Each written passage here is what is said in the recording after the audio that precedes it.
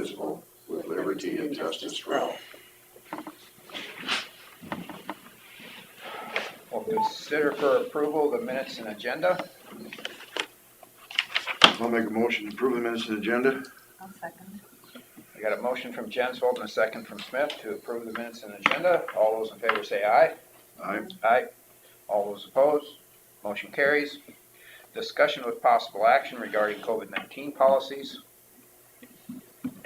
Good morning. Good morning, Julie. How are you guys? Good. Um, How are things going with the public health then? we are busy doing clinics. As of yesterday, we added 64. The state did added 64 and under with health conditions, and we got that out on Friday and Monday. That wasn't what I was talking about last week. That was kind of a surprise to us. We were actually doing starting tier 2 at the same time, and we weren't sure what that they were adding the 64 and under until we found out Friday morning or Thursday night. We found out. So we got that added, and we're starting to take lists for people here in our office. And we are getting 200 doses a week, and we will not be getting Johnson & Johnson in the month of March. And we are starting doing clinics at some of the manufacturing companies here in our county.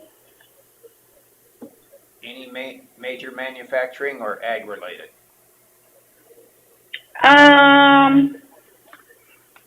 The setup is there actually any of them that can't have that cannot social distance. So we have one this afternoon we're going up to go do. And then we have one later in the week again, and then we're finishing up with the schools in the next 2 weeks with their second doses. So how many doses a week are we currently getting? 200, and that should go up and through March, we were told. So even though there's more vaccines out there, we're still not getting any more. nope, not yet. So Disheartening. very. We've met all our quotas, as far as, administering Yep. them, but yet we still don't gain anything. Yep, I have been going every Friday since our clinics in the afternoon so like the schools have been like from 2 to 4. I've been going up with the girls and entering in the paperwork as soon as they get their shots so that we can stay at our 80%, above 80% ratio so we don't get on the naughty list. And we're doing everything we can to keep everything going and getting shots in the arms like they want and doing our boosts. And we still aren't awarded any new allocation. So it's kind of frustrating on our part, but we're doing what we can and the best we can. We are planning when the time comes, we have it in the works and ready to go for a bigger clinic. So we're just waiting for that allotment of vaccine to get here. I mean, we're ready to do it. We're just waiting. So do you know, did some of those vaccines go to hospitals instead then, or Which one? like the Johnson & Johnson? Those actually, I believe, at our webinar that we had on Friday, said those were going to be allocated to like the meat packing plants and industries like that. And Well, what about like Rembrandt? Why wouldn't that be in that same category? it would be, but it's not a biggest plant as some of the bigger plants down south. Once again, the small people get the lower end of the Yep. stick. Yep. Not happy with that. You just have No. to realize that you may be expendable. Yeah. So I have had questions from people that work for city government in the county, you know, when their time is gonna come. Yeah, that, to me, there's a gray line in Tier 3, and we have brought that up several times in our meetings on Friday, and because I see what other counties are doing, and we have followed the rules and the guidelines, I shouldn't say rules, the guidelines pretty much to the T, but they then tell us to use our judgment. So, to me, that is saying if I have extra vaccine and I can't find someone who's, and my list is depleted that I have started already, then I feel I should be able to start that. But that's just us talking and not knowing for sure where our guidance is with the state. Well, apparently Cerro Gordo gets a lot more allocations than we do because they have openings there right now for this week. Yep, and they just got if I read right, I believe they got the Johnson & Johnson. Just because they're a bigger county. I believe so. I can't say that for sure, I don't know. But I believe that they got the Johnson & Johnson. All right, do you know what category they're in? Is everybody supposed to be in the same category? No, because each county moves at a different rate. Let me look on their website and I can tell you where they're at right now.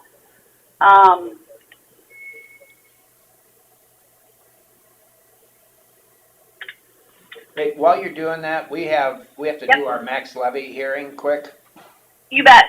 So you look into that. We'll get right back to you. Okay, sounds good. Yeah, thanks. 9:05 or thereof, public hearing for max levy. I'll make a motion to open the public hearing for the max levy. I'll second it. On a motion from Derby and a second from Jensvold to open the public hearing for the max levy. All those in favor say aye. Aye. Oh, aye. Thank you. All those opposed? Motion carries unanimously. So this is the public hearing for the max levy for the rate we can levy for our budget for next year. Have you had any comments from the public at all? No. There is no comments within the room so far. So. Anybody on the phone? All right. So just an explanation, the state requires that we do a max levy hearing, public hearing for our budget to identify what the max we're going to levy is. And I suppose I could read those off. General county services, $4,686,896. Rural county service, the max levy would be $2,480,000. Those are the only two that, That's what's required on them. okay. All right. Any questions on that? Hearing none, I'll make a motion to close the public hearing. I'll second that. On a motion from Derby and a second from Smith to close the public hearing for max levy. All those in favor say aye. Aye. Aye. All those opposed, motion carries. Consider for approval max levy resolution. I'll make a motion to approve the max levy resolution. I'll second that. On a motion from Jensvold and a second from Smith to approve the max levy resolution. All those in favor say aye. Oh, I need a roll call vote. Jensvold? Aye. Derby? aye. Smith? Aye.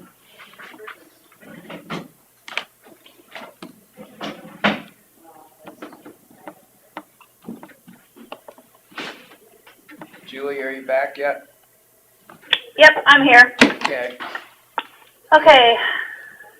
Cerro Gordo is doing healthcare professionals, the same thing as we're doing. long-term care residents and staff, which that is done through, those are pretty much all done, except if they get a new member or a new resident, then we have to provide that vaccine for them.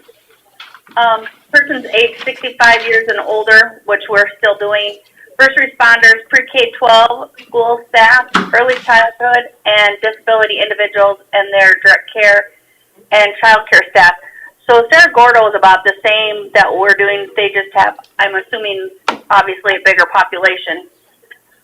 I did look at Cassuth County, and it looks like they're doing approximately the same thing, but they have jumped to Tier 3, which is staff and individuals living in congregate settings, not covered in the previous tiers.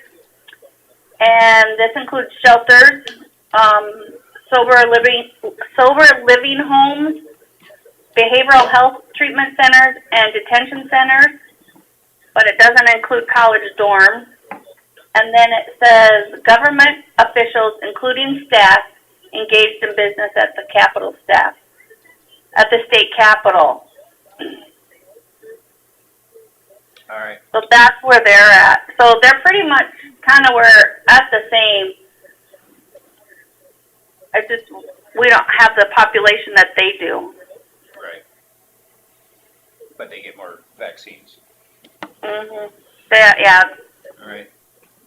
And I know we've started a list, and yesterday I did just peek at our call list. We had 84 COVID calls yesterday after it was released. And we took names for a list. So we do have the 64 and under call us, and the 65 and older will call our 3 partners. And then we are taking names for the individuals that have disabilities too. So we have 2 lists going. So. All right. It's just, we're getting it done. It's just slowly but surely. So Julie, do they Remember, know, it was the tortoise that won the race, not the hare. do they know that when we do get larger amounts, have they insinuated at all how many there will be? No.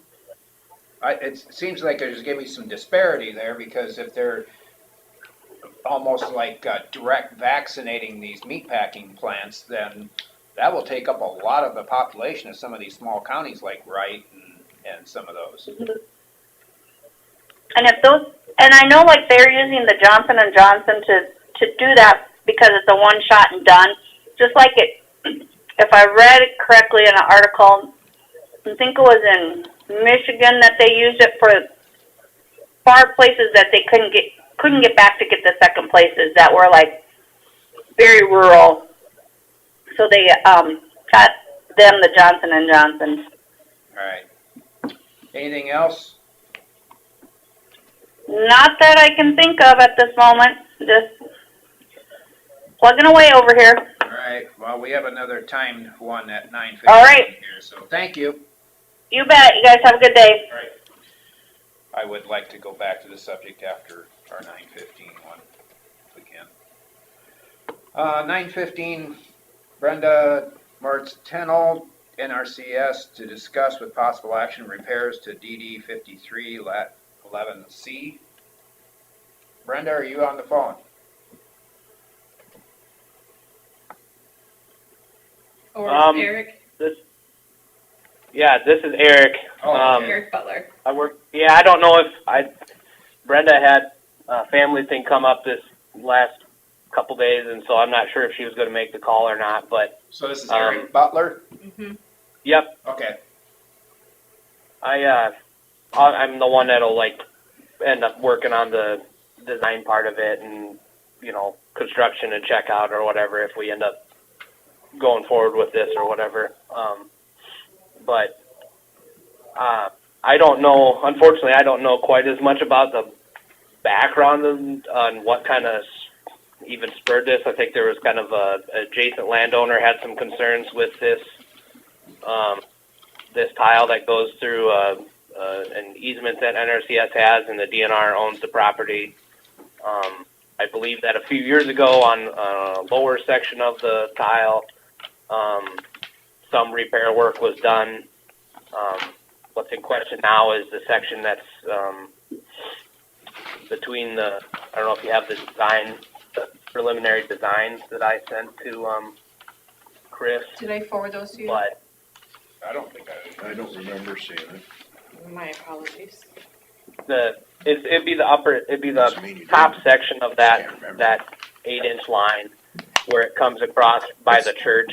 It's right by Winnebago Lutheran Church Okay. on the Yep, west side of the right road. by the Winnebago church there. It comes, Here's a picture. I think it starts Here's just on a the picture. east side of the road, comes across, and kind of diagonals down, and it kind of goes through an adjacent landowner's building site there, and shoots southwest, and it goes across that next blacktop that goes over to Leland there, and we're just really looking at the section from blacktop, from that Winnebago Church blacktop to that first building site, because it's kind of apparently has some issues, and we just like to replace it with a new dual wall 8-inch non-perforated tile. The plan would be to up by the road to keep that right away dry, leave a section, replace that with section of perforated tile still to keep that dry, add an intake there because it can be a little wet. Next road right away, we'd put in an intake there to be extra cautious about trying to keep the edge of the property, the road right away, and everything dry, and then not dual wall, non-perf it the rest of the way, and then also place marker posts over it after installation, so then it can be better maintained as far as keeping trees off. So, and if there is an issue, it's easier. We know exactly where it's at. We'll have a GPS, and it's going to be marked in the field and that type of. Eric, did you get a hold of Groves Contracting who did the repair work on the south side of it? I haven't yet. I'm going to give Randy a call at some point here, and just see about if they have any record. I've worked with those guys before. I don't think they'll probably have. They probably have some knowledge of just a rough idea. I don't think they'll have any GPS data for me, which would have been great, but that's okay. I've been looking through the aerial imagery from the last few years, and I think I could see the years where they did the work. So I should be able to actually kind of get pretty close. Okay. If we're within a few feet of it, and we just say, 100 feet either side of this, just try to keep it clear of trees. We should be good. Just kind of take a wide swath in there, and we're pretty close to the. If I can get it marked, within the, plus or minus 10 feet of it, I think we'll be all right there. On the upper part, we'll be really accurate since we're installing it. But I guess I don't know exactly what steps are needed here. I guess we're just looking for approval to go ahead with finalizing this and lining up the work to be done. Since we're moving, we're going to just try to stay on the same grade. It's pretty flat in there. It's 2/10 grade according to the profile that we got of that main from the engineer's office, and we're going to just the flattest, as long as we're going to shoot for that 2/10, as long as we don't go flatter than 0.17, we'll have the same capacity, because when you're moving to a smooth interior dual wall pipe, it'll you increase your capacity a little bit because of lack of resistance. So, but other than that, there's not a lot to the plan. So I don't know if there's any questions for me on it. If there's something you've seen, anybody that they have a comment on it. Do you have any questions, Susan? No, except for, so how did the request come in and just, They I just guess told me, so I don't know. I don't know who has to make the exact request. I mean, NRCS will pay for the work to be done and do it. I guess the request, I believe that on the east side of the road, I think it's John Johnson that farms that, and I think he had initially brought up concerns about the condition of that tile. Oh, yeah, okay, And he believes that it's plugged with some tree roots. okay. The exact route, the exact route of that upper section is a little bit unknown. I used the county tile maps that are available and looked at, imagery from, back, 50s, 60s and on, and just trying to look and see if I could see a kind of any signals there in the vegetation or anything in the ground to see if I could kind of map it out. And I think we have the approximate route. We're going to try to follow that. And we're, I guess it's possible it runs a slightly different route. I have it, from what I can tell, it runs right underneath that guy, Yeah. Jason, I'm not, That's what I was noticing, and then it goes through his grove. Yeah, and yeah. what Randy Groves did before was on the west side of that grove. Okay. Yep. Yeah. Yep. And I remember Mark Johnson, when he was still here, said that guy did not realize he went right over the tile. And so. Yeah, so I don't know if that has any, I guess we'll find out. Hopefully, I don't see that, I don't know how deep it is exactly right there under that guy's shed. Hopefully, it looks like he built his shed up. I don't think he probably would have damaged it unless they drove a post through it or something, when they were That's one of them things built where, it. But, I guess if there is, we'll find that out, because we'll be able to tell if it should be in good condition on the downstream side of that property, since it was just repaired in the last couple of years, and it's been kept fairly clear recently. So if there's an So it issue, sounds like you're gonna try to eliminate any problems within your area to the east there, west of the. yeah, we just want to kind of clean that up. And at the time when they did the original restoration work on this, I don't know, 15 years ago or whatever it was, 20. It's been a while, and they didn't touch it. They didn't do anything to it, but we'd like to just take some of that out of the equation if there's any tree roots and stuff. And we wanted to maintain and stuff over it. That's where we're going to mark it, but it just helps going to non-perf. I mean, the only section of perforated then will be up along the road there,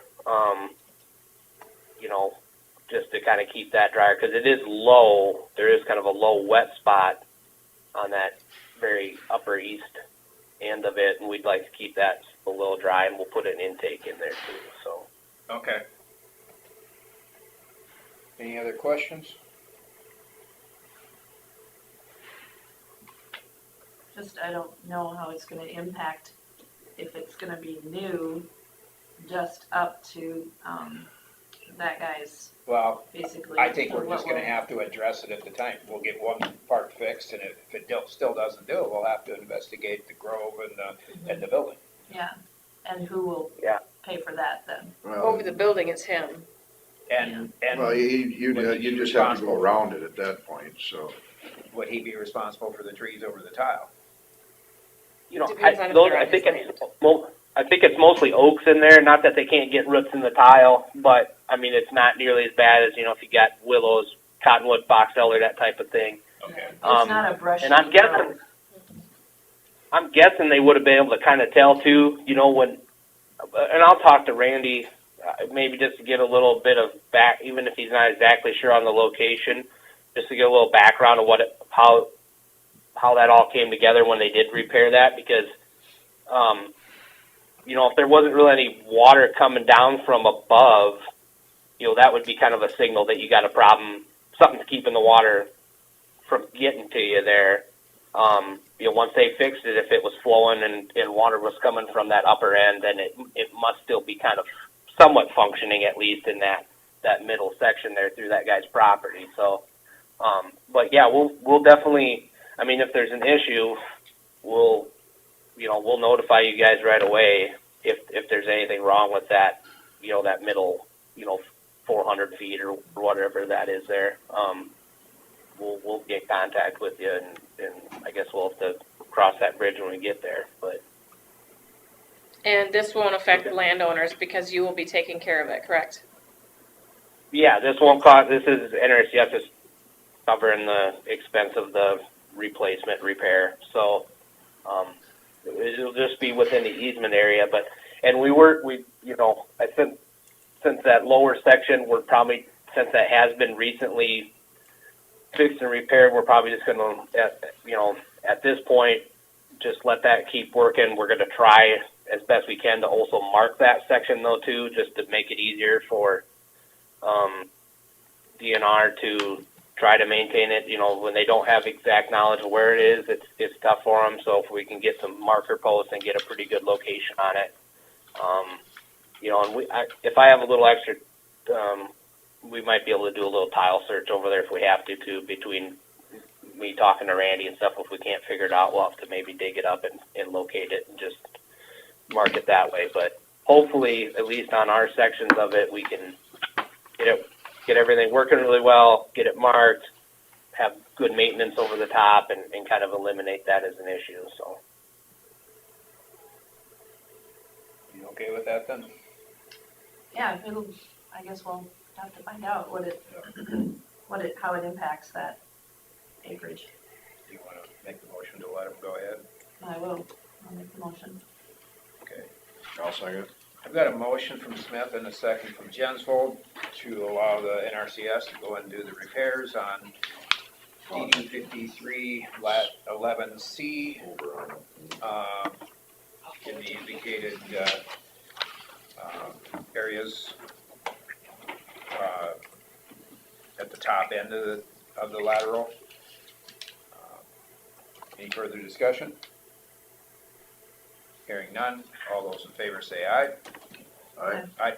All those opposed, motion carries. You get back. Okay, oops, I got notes on there. I still want my versions. So there it is. They're mine. all right. Thanks for your time, guys. Thanks. She could photocopy it for you so you could have your notes. Figured once it was disseminated, it was ours. Not always. I don't know where it went. She's up next. Okay, let's go back to COVID-19 policies. I've heard from a couple of people this week that are still upset about the, as they put it, courthouse being closed. We're not closed. Well, the treasurer's office is. Oh, So, which part of the treasurer's office is closed for appointment only? Is it just you'd have to driver's talk to license? the treasurer. Okay. I thought it was just for driver's licenses. Well, they're saying that you can go out other places and get a driver's license without an appointment, so we gotta get that clarified. Julie, are you on? Me as Julie Sorensen? Yes. Oh, yeah. No, I was looking for, I gotta call Julie Swenson to get her on. Okay, sorry. Thanks. Okay, Julie. I think they are still making appointments for take taxes if you need to come in. I don't know.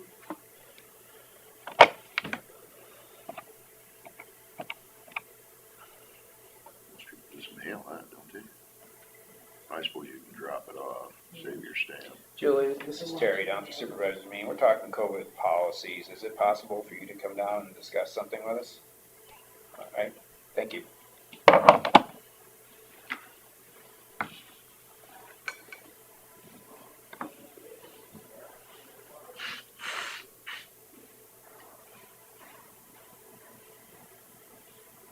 We never did set the public hearing, I don't think either, did we? For what? For the fiscal. No, we haven't done that one yet. At least I haven't drawn a line Okay, through we could it do yet. that right now if we I want. was just gonna say, What would be the date on the public hearing? March 30 at 9:15, please. 9:15? Yep. I'll make a motion to set the public hearing for fiscal year 2021, 2022 budget for March 30th at 9:15. I'll second that. A motion from Jensvold and a second from Smith to set the public hearing for fiscal year 2021, 2022 budget for March 30th at 9:15. All those in favor say aye.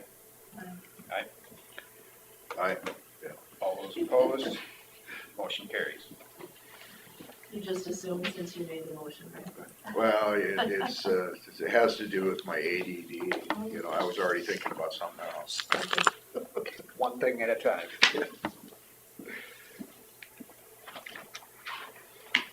We're gonna be discussing something with Julie here in a little bit when she gets down here. Oh, I don't have anything for drainage. Well, I do. Okay, so I'll come back then, or? So we could start discussing drainage until she Oh. gets here. Okay. So this information you sent out to the landowners of DD 11. Yes.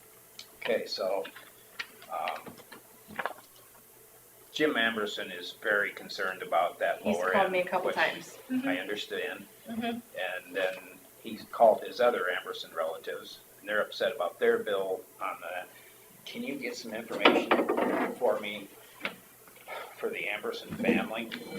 That block of land that was annexed, how much land was annexed, how much was in which parcel? I know they own several parcels there in that DD 11 lower area.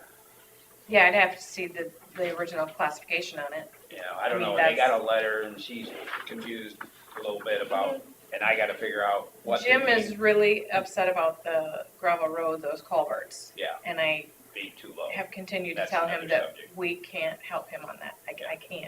That's the road department, Yes, so hopefully he will call them and get that straightened out. so. But, yeah, I just can show you the classification that I have, All right. and it'll show the acres that are in the district. But I'm gonna have to take some stuff with me today, so I'll come in and work Yeah, with you on that. Yeah, that's fine. You bet. Hang on just a second. Okay, so COVID-19 policies, got a couple people that are still upset about, and I'm not even sure which part of your office is open for walk-in and what part is by appointment only. Everybody's been walking in lately anyway, so appointment only is driver's license and motor vehicle. Okay, Everybody else that walks in, we take them on the tax side, okay. and it will probably stay that way, So statewide, what are they saying for driver's license appointment only. all over the state? Because this person was convinced that you could go to Mason City and just walk in for a driver's license. I'm not sure about that. Yeah, Mason City was only doing Mason City. A lot of people are still just doing their own county. okay. We do take in essential drivers, like our CDLs. We bring them in and test them, even if they're from another county. We do try to get them in and out. So I guess my concern at this point, is there some way you can figure out some other mitigation process to open it up more? Whether it's take a number or put your name down, we'll call a number when we're ready for you, so you don't have to So sit. how are you going to do that and social distance out in the hallway? Well, that's what I we've mean, they had don't have such to a- be, they can't sit more than so close. They do. When they all come walking in, we've had to get them out of our office because they just congregate and visit. We stand out in the hallway, our benches are full, and that's by appointment only. Yeah, But people are avoiding the sign and they're just walking in anyway. so kind of makes you It's wonder, really is it tough. worth doing the appointment only then? Well, those that don't have appointments, they don't get their driver's license unless we have opening times, because we're scheduled pretty tight.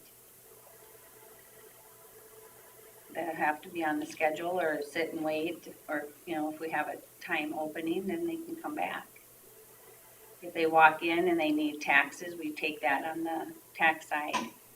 if they walk in and need motor vehicle registrations and they're not on the schedule, if we don't have anybody on the tax side, we take them over there. So I don't know how else to try to keep them social distancing because they won't do it.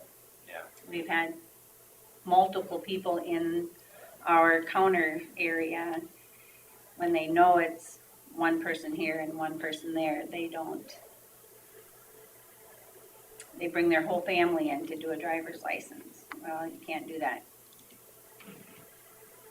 It's hard.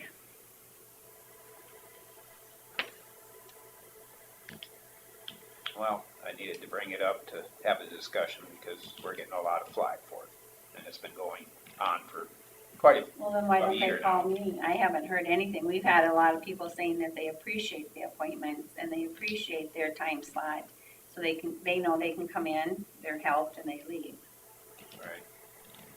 So if there's somebody I can call and visit with, I'd more than be happy to do that. Okay. Well, So if you wanna give me some names, I can call them and see what they're, yeah, I'll have to talk to you later about that. yeah, I would appreciate that, because I'm not hearing anything, the gals aren't hearing anything. I think they come down to my office and yell at me. Well, the last guy that was very unhappy, I mean, he was beat red Well, when was this? last week. And what was it for? A couple of different things. I'd rather not talk about it in a public. Okay, well, I I'd rather- guess I need to be addressed about it down Yeah. there. And we are just trying to make slots for the Winnebago County people, you know, to get them in and out. And we're still working with re-exams and line drives for our older people that we're still trying to get in and get cleaned up. And people that are expired, they need to get in and get updated on their driver's license because the proclamation there has ended. And people don't realize that. And it's gonna get busier here before the end of the month, Mhm. which means that from both sides of it, it'll be more tensions. Mhm. I know we'll probably just pay our taxes online, it's just easier. Yeah, and a lot But of then people, there's people who have a question, you know, they have, you know, they can't just take their stubs and send them in if they have yeah, an issue or a question that needs to be answered. yeah, and they are more than, we have them come on in and, you know, help them as much as we can. But all taxes are by walk-in, right? They can mail them in. A lot of people have already started mailing in. We've had a lot of tax dollars come through the mail. But the people that have like questions and stuff like that, they're free to come in at any Sure. time, right? Mhm. But they may have to wait, Yeah. Depending on, like any other year. yeah, and depending on who's at the counter. So what's our best suggestion when someone has that comment to us that they should just call you? Yeah, what comment is it that they're making? I've only had broad comments from people about, do I have to still wear a mask, you know, and I'm like, it would be nice if you wore a mask. And we do require it down there. Mhm. So then I said that, and then he said, well, then I'm not coming in. Yeah, see, and that's not So- our problem. Right. And we're trying to keep the people that we are serving healthy, plus my staff. If anybody in our office gets it, we're closed. So then there's a bigger problem. And a Well, lot of us have at-risk people at home. the last guy that was pretty red in the face, he was upset because he works for a living.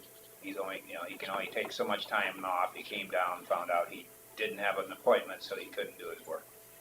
Well, I'm sure we would have worked him in if he wanted to. And that's what we've been doing with a lot of people.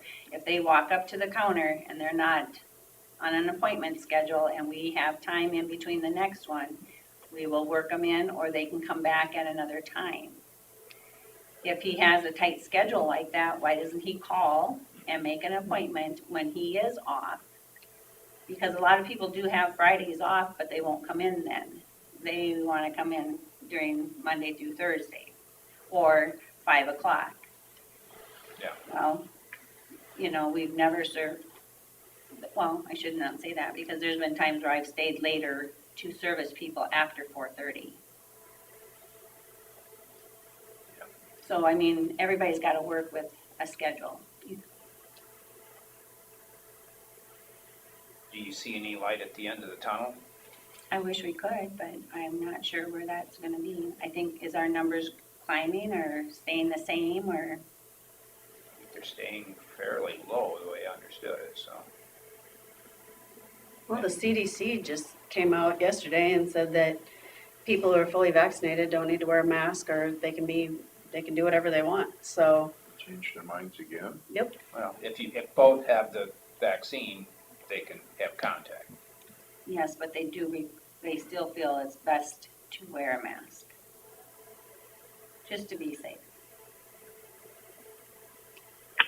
'Cause people Not are- quite do whatever they want. They still have to maintain some of the social distancing a little bit and stay kind of within their circle, and if they're fully vaccinated.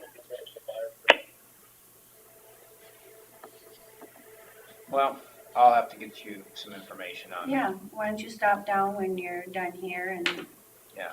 visit with me, because we're not hearing that down there. And just like during tax time, you guys don't hear all the drainage Right. complaints. Everybody comes down and screams at me because of drainage or taxes, and we have to deal with that in our office. So if you guys get people down there upset, why don't you call me and I can come down and visit with them? Yeah, it's usually not a big deal. They just, they're kind of just huffy at the minute and Well, I wouldn't say a minute. I spent almost 2 hours on the phone last night we haven't on had that. drainage. On drainage. Well, Oh, that's yeah. not my office. No. Right, So. right. But that's kind of your guys' job. You're Yeah. gonna hear the public complaining, and you're gonna hear the people come to you with concerns. Yeah. But then in turn, I would appreciate it if you'd come back to me and tell me what's going on. so And that's we why I know. brought you in, just so we can Yeah. talk about it. Yeah, because everybody appreciates, I mean, all the people that call, they're excited to have an appointment. Easier than getting an appointment for a vaccine. Well, and you're following guidelines, you're Well, we're following state trying. guidelines, so, Yeah, that's, and not everybody has had the vaccine. Well, None of I our need gals. clarification where we were on Yeah. what requires it. Because he kind of jumped me during lunch, and I was like, well, I don't know for sure, but I think it's this and this, but I want to be knowledgeable when I talk to somebody. Yep, and I have opened up and I have been doing drives for those that need it, but I tell you, I'm not real comfortable with it. I'm not back, I don't have the vaccine, but I have to mask and shield and glove and then spray when I get back in. And you might not feel sick, but you are a carrier of it. Or they might have it and they're not gonna tell you they got it. Well, hopefully, soon we can get to that tier where you would qualify to get a vaccine. If you so choose. Yeah. All right, that's all I where- have. That's kind of where we're at, and, Okay. just need some feedback then, and I'll sure be happy to contact the customers that are feeling their needs aren't being met, and All right, if you come up with any other idea, let me know. Okay. Okay. Thank you. that's all I had on COVID. Anything else?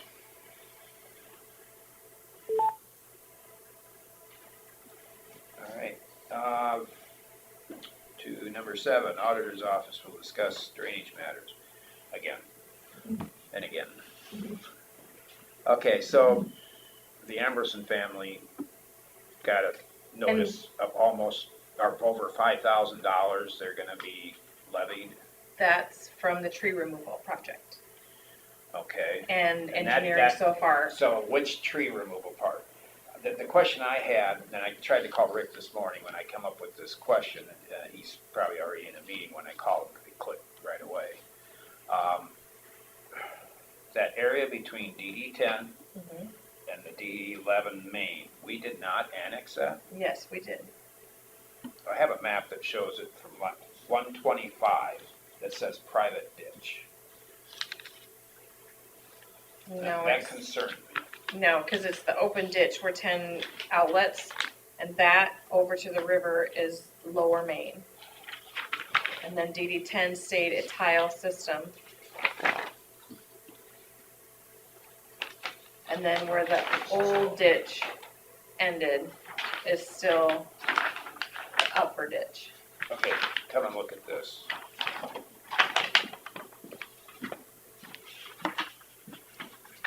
Okay, no, that's That's not right. not right. Okay, that's what I called him on. Mm-hmm. Nope, that should not be right, I couldn't because talk. we annexed all of that in, otherwise they had no outlet. So So the that's why. Samuelson family is highly affected by that. They've already had letters though, Yeah, I know, that's what they're upset. so I don't know why they weren't upset months ago, and even a year ago when they first got a letter. Right, because another one has gotten them upset. So now they're looking at it further. They So- can certainly call me. It's the light color blue. On the light blue. It's supposed to be. That's part of the blue. lower, yeah, So it's part of that blue. Okay. yes. Not in the control of 10, but 11. It's in 11. It's 11 Lower Main. And so when any work is done on that 11 Lower Main, all of 10 and all of 11 pay for that repair. We annexed that in when this whole project was starting. We did, That's what I thought. yeah. Okay, so when the tree removal down lower got done, that got done also? Yeah, Right. yes. And I drove by it this morning, it looked like it was all cleared out, but she was saying Yeah, 'cause that was done a there's year a ago. lot of sediment in there. And I said, well, Because we haven't been able to clean it yet. Right. Because we're still waiting for the Army Corps. I told her we need to do that when the rest of it gets done. Well, and we're working on it. I talked to Rick on Friday, and he was gonna have another staff meeting, and they were gonna try to figure out just how they can find someone. I can't understand how if you call the Army Corps and just nobody answers, that it doesn't forward to somebody's phone somewhere. But they are not finding anyone Well. to respond. I guess there's a congressman we could call. So, right, I mean, To and so start he was getting the ball going rolling. to continue trying to find somebody. Still thinking that we're gonna leave the oxbows, and try to just clean as straight as we can. But there's no plans, there's no pictures. I know I've been asked that, you know, can I see the plans? Well, we don't have a plan yet. We're still waiting for the Army Corps to see what we can do to start a plan. The particular person was mad because why did they even start this project? Well, a landowner requested to investigate an improvement on the main tile.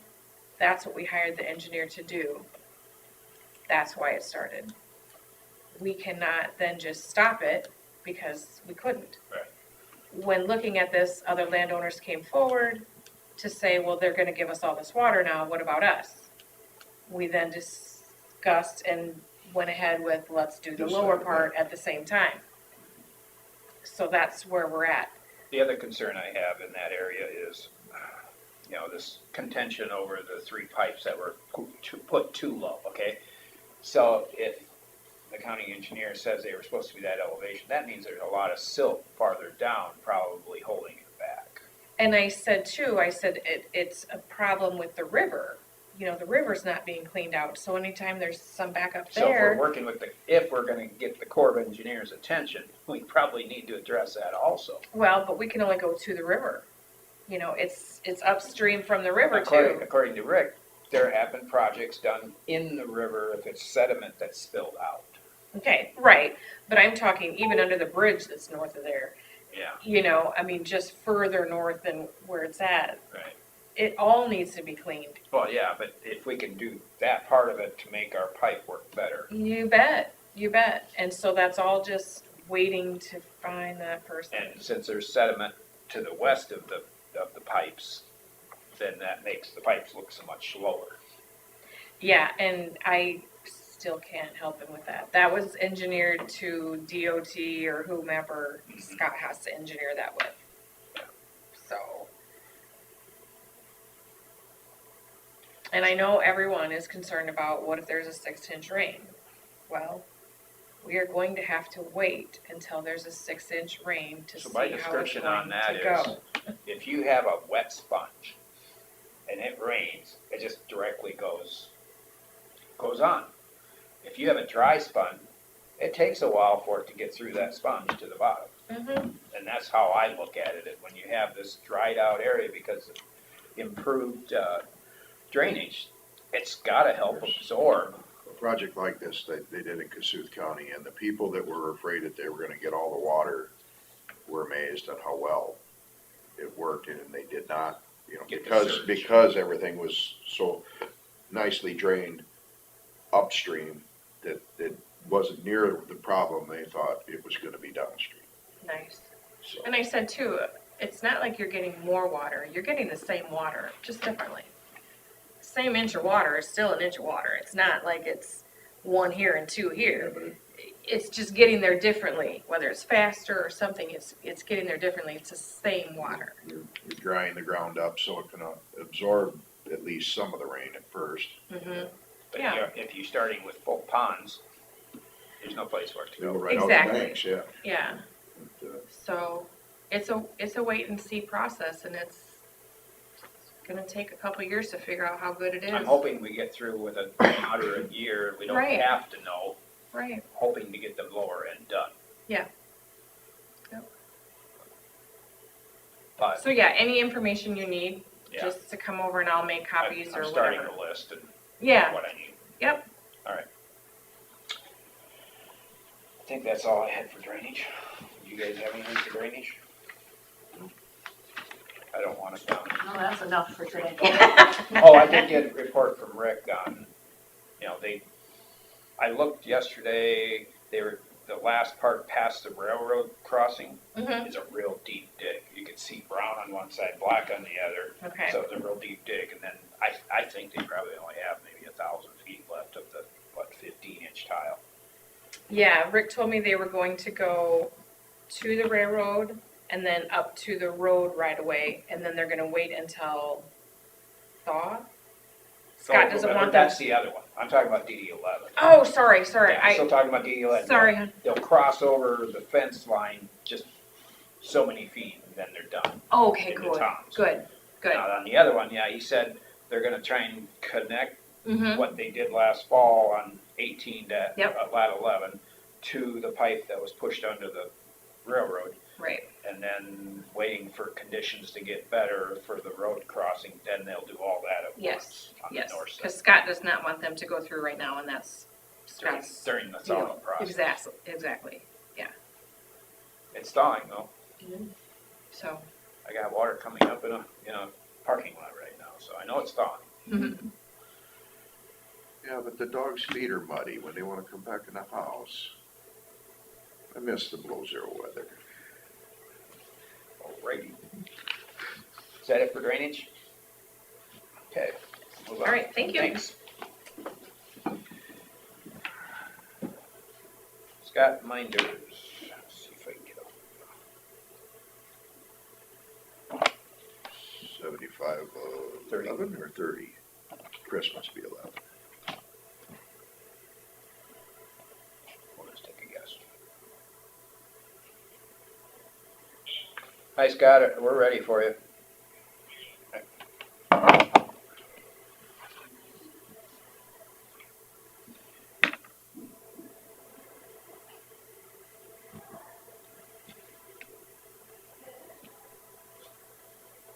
Oh shoot, we missed our 9:45. Every night. We sure did. Oh, look at that. Okay, let's go ahead. 9:45, discussion of possible action, new nationwide option. Matt, are you on the phone? Hey, yes. Good morning, everybody. Sorry about that. You were towards the bottom of it. I didn't see the timing. So, I didn't notice it either. Yeah, no worries. I know there's a lot of things that are on these agendas, and I realize things can run ahead or behind sometimes. So I was just staying quiet until it's my turn. well, thank you for that. So what do we have with nationwide here? Yeah, so I can, and Carla can, what she feels is necessary, but I had a conversation with Carla last week. Nationwide is essentially adding a new investment option into the 457 plan. And because this represents a change to the plan menu or fund lineup, if you will, it does require a county signature, which Carla is authorized to sign on behalf. But I think through our conversation, she felt that it would be good just to have a conversation or make the board aware of the upcoming change in case there was any input or feedback. Essentially, this new investment choice is called Nationwide Indexed Principal Protection, IPP for short. It's less of a tongue twister that way, which is essentially a fixed indexed annuity that participants in the plan would have the ability to allocate money towards, either through payroll contributions or exchanging funds from another mutual fund offering into this IPP program. And in short, kind of the elevator summary, if you will, the IPP is an option that will protect a person's principal from market loss, similar to our fixed account that pays a guaranteed interest rate. So it has principal protection, but it is tied to a stock market index. So if the market were to go up, the person who has assets in this fund could still capitalize on the growth of the market. So potential for growth with protection of principal with zero risk of loss of any principal that's in this indexed annuity. There's no fees or sales charges or commissions or penalties. Essentially, there's a 1-year term on the index. There will be a new index at the beginning of each calendar quarter, and each index will have a specified cap rate. So the cap rate is essentially a ceiling from which the index will pay. For example, if the S&P is up 10% over the 1-year term, but the cap rate for that 1-year period was 6%, then the investor would be limited to the cap rate rather than the full stock market growth. If the S&P returns 6% and the cap was 7%, then they would get to capitalize on all of the stock market growth. And then finally, if the market were to drop 10% over that 1-year period, there would be no loss of principal or investment for the investor who has assets in this IPP product. So there'll be a new one every quarter. Investors can exchange or payroll deduct money into what we're calling an interest account before the start of the quarter. And while their assets are in the interest account, they will earn interest. And at the beginning of the quarter, any money that's in this interest account will get moved into the indexed or IPP fund. Should they exchange money out of the IPP before the end of the 1-year term, there are no penalties, but their funds must be in this IPP at the end of the 1-year term to receive any credit for stock market growth during that period. And kind of again, in summary, it's one fund. It can be used in conjunction with any other mutual fund or bond fund or any other stock or non-stock market investment that's offered through the plan. It's not a one-size-fits-all solution, and it can be used, again, through payroll deduction or through just kind of trading in and out as a part of the other funds without any cost or penalty for doing so. So in order to enact this change in the plan, I provided Carla with the new the IPP fund contract, if you will, which would require her signature, unless there's any comments from the board as to why the county would not want to do that. So as I understand it, this really doesn't have any tax dollars involved, or there is? No, it's just, It's just an elective thing for each employee, mhm, right? Okay, it's just another option we can offer them then. mhm. Okay. Doesn't sound like there's any downside to that. Sounds kind of Well, too good to be true. well, Yeah, well, no, but then my first question would be, well, what's the catch? That's I what mean, I there's was- something, Wait, Everybody's maybe leery of the too good to be true. yeah, well, yeah, it's, So The catch is if the market goes up 10% and the cap is 6, you only get 6%. That's the, But your that's the risk catch. is much lower. Yeah, but you your don't risk lose of out. losing is 0, but your risk of not gaining as much is higher. Yeah, So it's So almost not in that category of too good to be true. well, it's It's It's good for somebody who is scared of losing principal. It's, Yeah, I would say it's good for maybe an older investor or someone who, can't afford to lose their principal at this point. yeah, yeah. But that's all their choices. It is, it's all their choice. So evidently they have an optimistic look on what things are gonna do in the future. I don't think there's any downside to that, Okay, I'll take that as a motion then. yes. All right. Oh, okay, I'll second it. So I've got a motion from Smith and a second from Jensvold to approve the IPP fund change from Nationwide for our employees. Any further discussion? Hearing none, all those in favor say aye. Aye. All those opposed? Thanks for your time, Matt. Thanks, Matt, for waiting for us. Hey, no problem, everybody. Enjoy the rest of your week. All right, thank you. Thank you. Bye.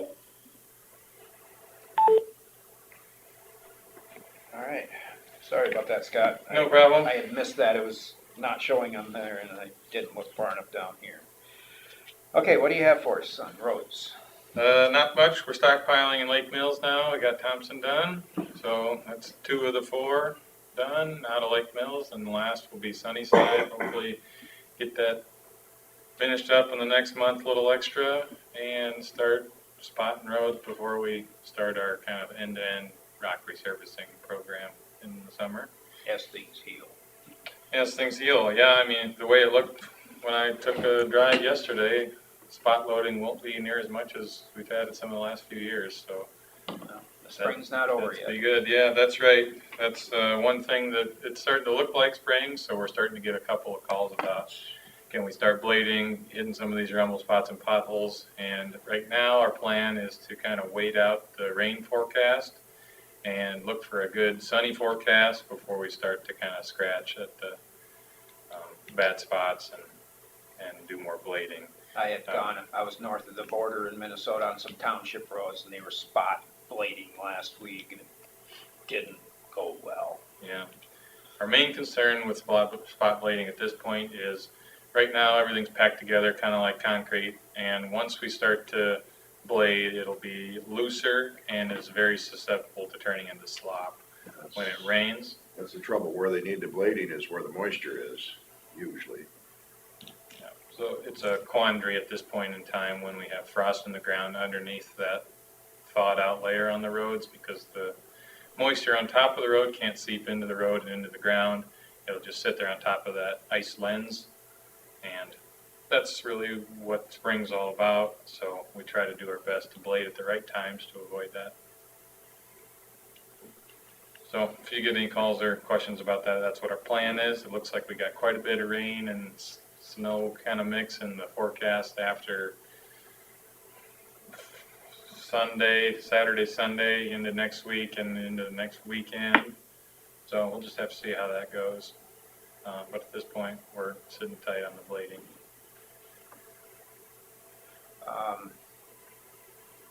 Out here, just on the outside of town, I think it's called 150 or 155th maybe. The first turnoff, 842 Sure. north. Yep. Some of the guys call it the old dump road. Yeah, the old dump road. I see the ditch was cleaned out. That's been a problem for years. Did we clean that out? Did a contractor clean that out, or? We did that last fall, Okay, and they leveled the spoil into the field there in Dr. Feld's field's property, and we got to seed it still. But okay, good. that went okay. It's just very deep, and the banks are steep, and it's not ideal. But they were able to shoot a grade on there. There's a culvert that goes under the road there, and they were able to get grade from there south to the creek. When the creek comes up, it's going to flood that area, and that's the byproduct of having the ditch cleaned. But, At least it will dry out at some point. yeah. Yep. Good. Yeah, I went by that road all winter and after it snowed, never noticed it. It's kind of nice to see this spring. Yeah. Anybody else have something for roads? No? Okay. We'll move on to consider for approval plans and specifications, notice the bidders, and letting date for project number LCO 95 F18N1 7395. In layman's terms, this is where? Layman's terms, this is on 440th, west of 70th.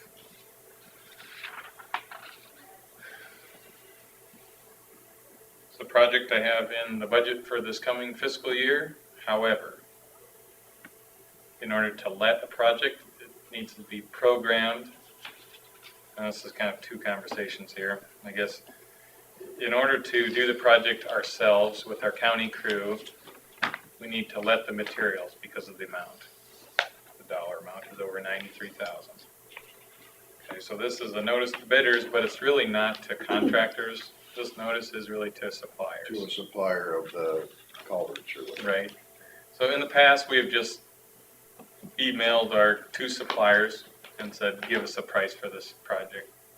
But in this case, this is a little bit more formal process. That's what we're being encouraged to do to satisfy the law for competitive bidding. So we'll publish this notice through the Service Bureau to some, so contractors can see it. And we'll also send it directly to those same suppliers. The results will be, I think, identical, but You cross more your formal Ts and process. dotted Right, your that's Is. right. That's right. Yeah. So we're looking for a letting date of March 29th. Give the bidders a couple weeks here, and that's a Monday. We'll approve the contract the following day based on the low bid that we receive. We'll accept the bids down in our office, so we don't need to do that in the meeting and try to calculate everything on the spot. Can you repeat those recommendations? Bid letting March 29th, 10 a.m. We'll take those down in our office, open them, tabulate the bids and everything, and have everything prepared on Monday, send it out to you guys and approve it on Tuesday. Okay. The notice requires a signature. If you guys approve of it today from you, Terry. I'll make the motion. Set the date. Yes, I will make a motion to set the date for March 29th, 10 a.m. bid letting in Scott's office, right? Yeah, just the front page there. The rest of it is proposal and other items. I'll second the motion. And a motion from Smith and a second from Derby to set the bid letting. Do we have to approve the bid specs and stuff? It's all in that packet. I would say one motion for all of it would make the most sense. Would you like to amend your motion to include the specs and plans? I will amend the motion to include the specs placed before us. Sounds good. I'll Notice second to that. bidders or whatever. So we've got a current motion in front of us to approve the plans and specifications for the culvert project and set the public, or the bid letting for March 29th at 10 a.m. in Scott's office. Any further discussion, clarification, anything? I just have a couple questions on Sure. it. So when it's a big project, or the monies are at least obviously more that you have to do this, why did we decide to do that? Just explain it to me. I mean, why are we, just because we have the ability and? You're asking why are our crews going to install it as opposed to a contractor? Yeah. In Mark's tenure here, our equipment and was set up to replace pipes or bridges with pipes and culverts, and our guys are familiar with it and I think do a good job with it. So we do in-house all the projects that we can manage, and So this is one of those. this is one of those. Yep, it's very. Saves us money. Yeah. It's, And culverts are cheaper than bridges. they are. And they don't have sides for wide implements. if you consider the life cycle cost of them, I'd say in most cases, they are cheaper. They last almost indefinitely. I mean, we're probably looking at 100 years of life out of these as a guess. A bridge, you might start at 50, maybe 75. So if it's less than double the cost of a bridge, most likely we would go with the culvert option just for longevity reasons. If we're talking about concrete box culverts, they're expensive, and they get to be pretty long, and you know, we're $100,000 before we start the project in a lot of these cases, just because of the cost of the concrete. But again, we're talking about maybe 100-year life. So What's the total project cost then? I have planned in the budget.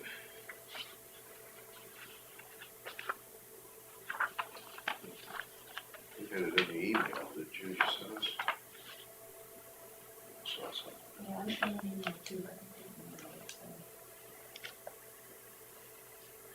95,000 in contract costs, I'll call them, which is the things that we pay for. The box culvert, we pay for the crane, we'll pay for some landfill fees and other things. And then I also have budgeted 15,000 in salaries and 4,200 in health insurance. So these are all the time tracking of our guys on the job, and you know, the time they spend out there. And then there's some other things like equipment and materials that we have already in stock that'll go to that project. Those are kind of paid through a number of items in the budget. There won't be easements on this or anything. Correct. Right, we're in a drainage district on this one, so we have the drainage district right away to work in as well.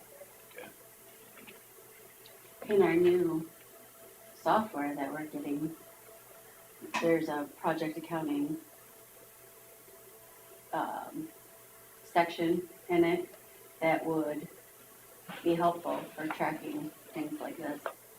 I'll be interested to see it. We use the current project tracking in the current software. It's a little clunky, I think, but it is how we track. It is how we track our project costs. Yeah. A lot of it's manual entry, and probably will still be, but yeah, it'll be good. I remember that bridge has got a fair elevation above the ditch, doesn't it? This one's not too bad. It's got 4 foot of cover on the box, so 10 foot tall plus a foot plus 4 foot. 15 foot from the top of the bridge to the flow line of the culvert, which is buried a foot or 2, so maybe 13 feet is all from the creek to the top of the bridge. Not bad. It's been embargoed for a while, isn't it? I can't tell you the history on it, but I believe it's down to 15 ton. Yeah. Because I turned the corner once and got up there, then I had to back up. Because I didn't want to be naughty. Missed the first sign. But I didn't see the sign. It was more, you didn't want to get caught being naughty. Well, it's kind of the same thing. Yeah. To your point, we bid out a couple of projects recently because of our funding sources, and Rognus Brothers has gotten those projects. I think 5 of them now. So we have some good project costs to compare with our own. It's hard to compare. It's not really apples to apples with day labor versus contract, but it gives me a better sense of what it costs to bid out those jobs. So we'll be evaluating that ongoing, as we look at individual projects to see which ones our guys can do. Also looking at our workload from a work order standpoint to see if we have time for those. And that'll be something I'm always kind of considering. But pretty light load for this summer from a bridge standpoint.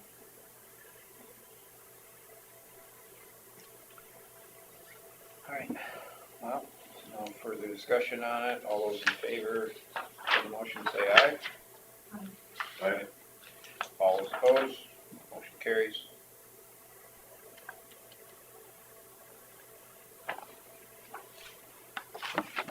There's There's just one place for signature. Just one place, yep. Okay. No, Carla, do you need a copy of all that? Might be good. I suppose. Can I go back to secondary road matters? Not to beat a dead horse, but we haven't discussed it this year since she got on. The 3 culverts that are by Leland that we put in, there's been a lot of controversy about the depth of them. They're only half utilized according to a lot of the people that own the land around. Can you explain how that was determined, the elevation and stuff? Okay, Where are so, they at? so They're, from the as you go Leland, out of Leland to the west and then south, the old blacktop that got turned into a gravel road. Oh, yep. you can picture the Yep. area? Okay, It's so the it was, outlet of DD 11. yeah, so there was a timber bridge there that's been there for a long time. And I think it was late winter of 2018, I think so.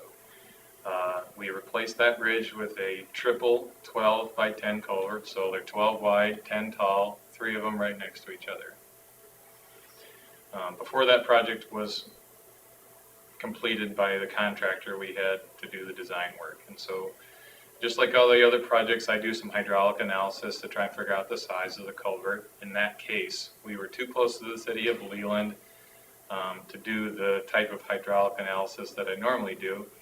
And we had to use a consultant to complete the hydraulic analysis because the city of Leland is in a flood insurance study done by FEMA back in 1980. So the consultant had to recreate that hydraulic model. It was done with really old software, so they had to recreate it with new software. It's very complicated, and so I couldn't do it in our office. We don't have the software or the expertise, frankly. And the design was done so that the structure that's put in has a 0 effect on the elevation of the floodwaters. So the way that looks in practice, let's say we get 6 inches of rain. On one side of the road, the water is this high, the other side it's the same. That tells us that the culvert's having 0 impact. If the upstream side is a foot higher, that tells us the culvert's probably too small. In most cases, a foot higher on one side's fine. In this case, it's not because of the city of Leland so close. Okay, so the size was determined by those calculations between Calhoun Burns, our consultant, and the DOT. They exchanged files back and forth. That's how they got the size. Since we were putting the culverts in below the flow line, they assumed 1.5 feet, I believe, of siltation in the culverts in their design. So You said 1.5 feet. 1.5 feet. The elevation of it is a little bit of a guessing game because we have most drainage districts have design flow lines, and we can figure that out or get pretty close doing some basic design work. In this case, it wasn't in a drainage district, never been designed before, so we're guessing what's the deepest they're ever going to want to clean this ditch out to. We don't want to be too shallow, so we're 2 foot below the kind of mud bottom of the creek is what we designed to. So if there's 2 foot of siltation in there, I wouldn't be surprised. On the outer culverts, if there's 3-4 feet, I also wouldn't be surprised. But when I went out to check last Friday, there's too much ice in there to be able to tell, so we don't know that. Until we know that, it's really hard to validate those concerns about it being full. In any case, I figured when I talked to Jim Amberson the other day that if it had 3.5 feet of silt in the bottom, it would still be the same size as the original bridge was. So I guess I'm personally not concerned that we've reduced the hydraulic capacity of the bridges. And I told him in any case, even if it was way too small, it'll go over the road there as a protection for the town. So the road elevation is lower than the danger elevation in town, so it'll always go over and even out. Not at the culvert necessarily, but around to the lower area. Right, it'll just go over the road, and that's kind of part of the design. We could have raised the road, but we didn't because we're not trying to make a dam. So while you were working there, or the contractor was working there, do you feel between there and the river, there's a lot of sediment holding it back? Oh, that's hard to tell. I didn't really make that assessment when we had it dammed up and stuff like that. It looks kind of like it does upstream. It'll kind of swirl back and forth. But like I said, we intended to bury it 2 feet below the bottom, so we were kind of in a hole already. Because we're currently working on, with the Corps of Engineers on, cleaning up that newly acquired waterway drainage area to the west, but if we don't clean out to the river, it's not gonna do a whole lot of good, probably. Yeah, I don't think you can really make a good assessment on that unless you take some survey shots on the creek from the box culvert down to the river and even a little bit further down the creek to see, if you can clean out some areas to improve it, or how far. I mean, the question is always how far. Do you gotta go 4 miles down the creek or 1,000 feet? We don't know. Yeah, we don't know until we have some survey information. But I do know whatever they choose, our box culverts will be, deep enough to be able to accommodate that. Okay. I mean, I with high degree of certainty, I guess, not entirely sure, but usually 2 feet's enough.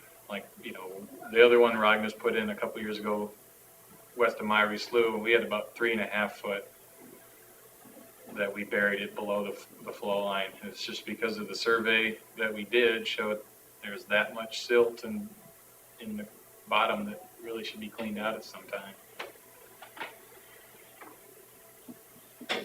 All right. So I've been talking to Jim Amberson lately too. He's been kind of circling back on this issue, and I'm trying to share with him any information I have that's usable. Well, that's kind of why I asked, because I'd like to know the same thing that he's hearing. So Yeah. I'm knowledgeable on it. It seems like his biggest concern is the amount of silt in the boxes, and And if you cleaned out downstream, that would kind of take care of that's the itself. only solution for siltation problems, other than But if the very whole frequent river's that maintenance. sediment, then But no, yeah, I mean, it's, And two, I told him the box upstream is 14 by 12, so there's so I that's, can't picture this that's being a gonna restriction. flow down some if it's that fast. yeah, I've never seen that box get filled up either, and of course I've only, been here 8 years, but Well, that answers a lot of my questions. Thank you. yeah, I think probably the river has the biggest impact on the whole. yeah, I was gonna say, when the river comes out of its banks, it all backs up and makes everything else back up. So, Yeah, I mean, certainly is a floodplain, and his field is very flat down there at the bottom. So a little, 6 inches of water height spreads a long ways back into the field. Yeah.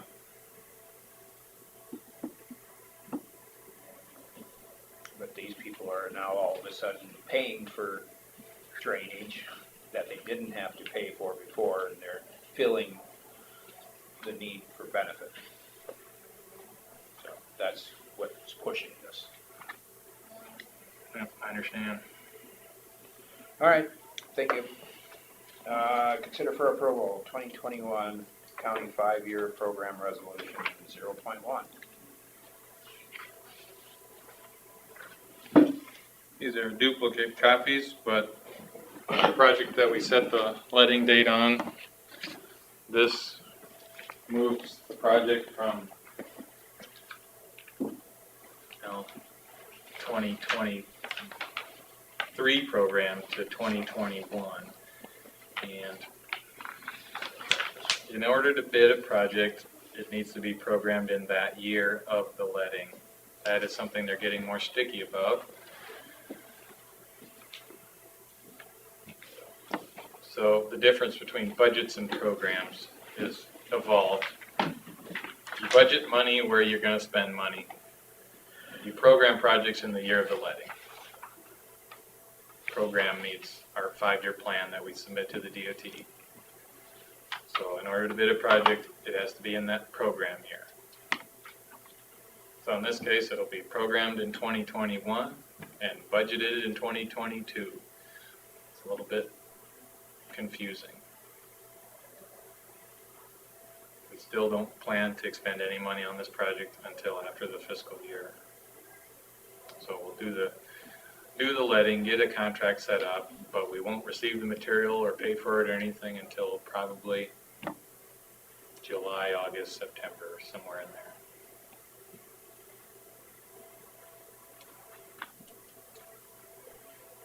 The way this thing prints out from the system isn't probably as complete as you'd like it. It doesn't show what's happening very well. But this project, last year when we submitted the program, this project was in 2023. Because at that time, that's when we thought we might do it. Since then, we got the bridge inspection report showing not great. Postings lowered, okay, so the priority raises. So I put it in this coming budget. But I couldn't bid it until we do the program revision, moving it from 2023 to 2021.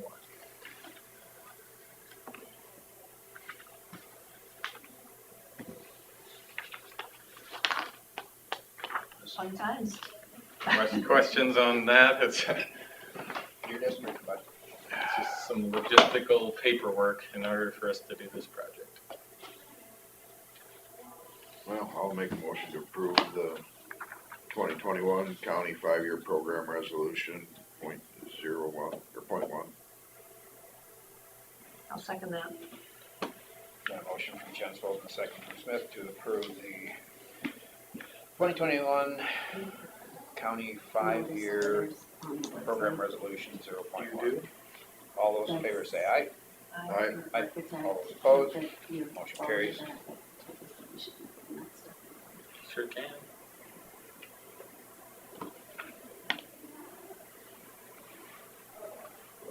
Nobody's gonna see it there. No, but that's, Sure. they Do you want, keep record of that, or? I gotta take a quick break. suppose it's out there, it's out there, No, right? but For some reason. and I look back in the file in a year, Yeah, I didn't some know you did tests, that. and I don't I know. don't know what that's about, so. You guys take 15-minute break? No, we're almost done. Let's see. So how often does that kind of thing happen? Program revision? Mhm. Maybe once a year, sometimes 0. Could be more. It's a pretty minor action comparatively to like adjusting the budget, doing a budget amendment, I guess. You know, we don't, it doesn't take a public hearing or anything like that. In this case, it's a reaction to new instructions that we're getting from the DOT. We, like I said, we used to There's just, nothing that you could have presented on that, then that's just something came down the line and you had to react to it. yeah. We used to just take quotes. So in March, we'd take quotes and the DOT wouldn't see anything until we got to the fiscal year change, and then we would pay for the culvert and the labor and everything all in that year. So they wouldn't know, but now the new instructions say that we'd have to take formal bids for enough material or labor to get under the 93,000. I can't bid it until I have it programmed, and in the system, I can't fill in the blanks that I want to. It'll just give me error messages because it's not correct. It's not according to the rules that they set up in the system. So I don't think I could have seen it coming that this change was happening, but it might take a couple years to. I need to look closer at my program when I set it up and know what the bid dates are for those projects, so I know which years to put them in. I don't think this will come up as often later unless I have bridges that suddenly we have to address after an inspection or something like that. Because inspections can dramatically change the tonnage of a bridge Certainly. if certain And things happen. Yeah, and if it's something we can replace with a metal pipe, That's not something we necessarily would have had to budget in order to absorb it.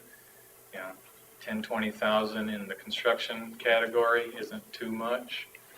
So we could add that project kind of last minute, let's say, you know, one bridge goes from unposted to 8 ton or something like that. We might just try and get that done right away.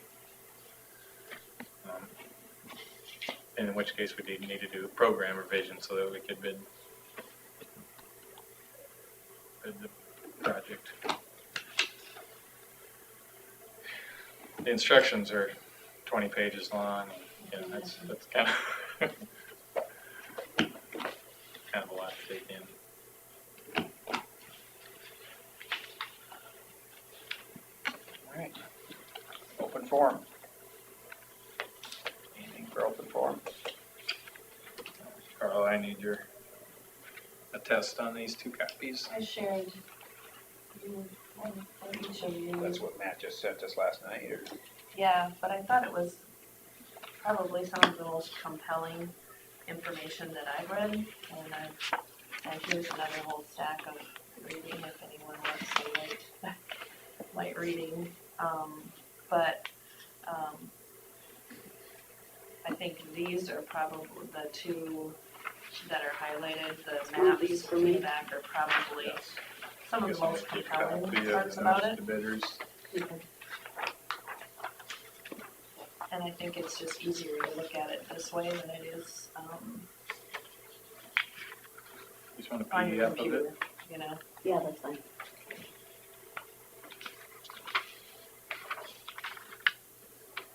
To be honest, I don't even know, I mean, I'm not gonna put it in minutes, so I don't know, but I really, You're not going to put it in a minute? Yeah, so Unless these you want 2 me to. pages are probably Want me to? the most interesting that shows, and this is actually a DNR if you want me to, then send it out in Environmental PDF and I'll put it in. consultants that Okay. we had to ask for the release of this information. It's not just something, so now it is public, it is released. I think, But I you don't know can if see in this one where there's only 3 townships that are Okay. Do you want me to fill in even my, open, I didn't fill in my, and on the second one, there's only 1 township that's didn't print my name. not impacted. And all along, I guess I've been really interested in what the DNR has to say about it because of all the wildlife and that's in that area. And I think finally there's an environmental review that addresses it. I just wanted to make sure you guys had a, Appreciate that. you know, I know they talk about decibels and I know it's important too, but it's so hard to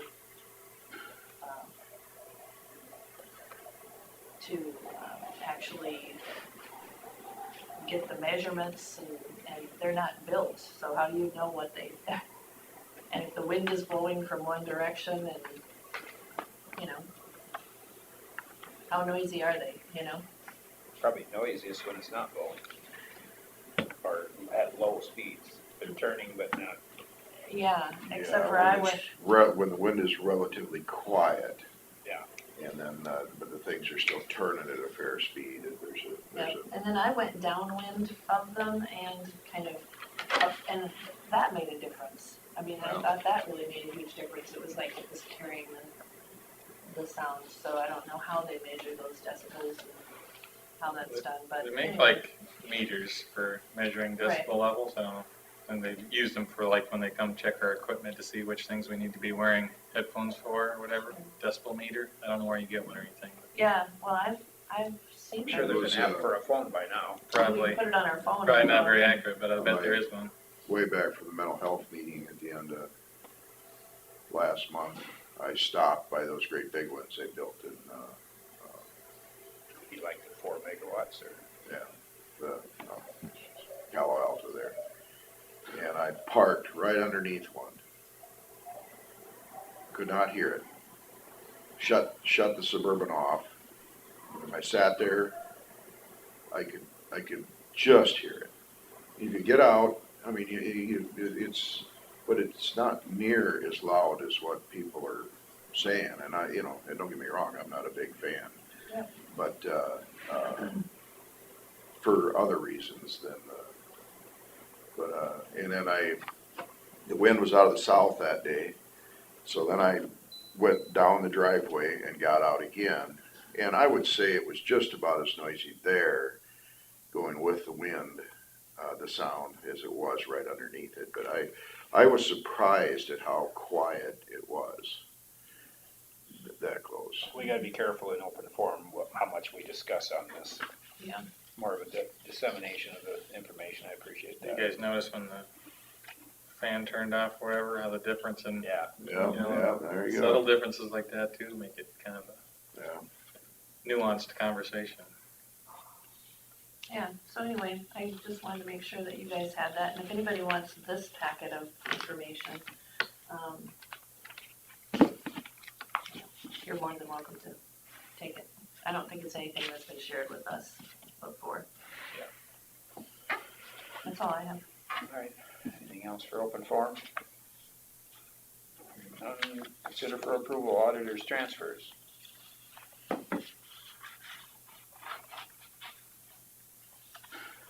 I'll make a motion to approve the auditor's transfers. I'll second that. Got a motion from Linville and a second from Smith to approve the auditor's transfers. All those in favor say aye. Aye. Aye. All those opposed, same sign. Motion carries. That concludes our agenda. We stand adjourned.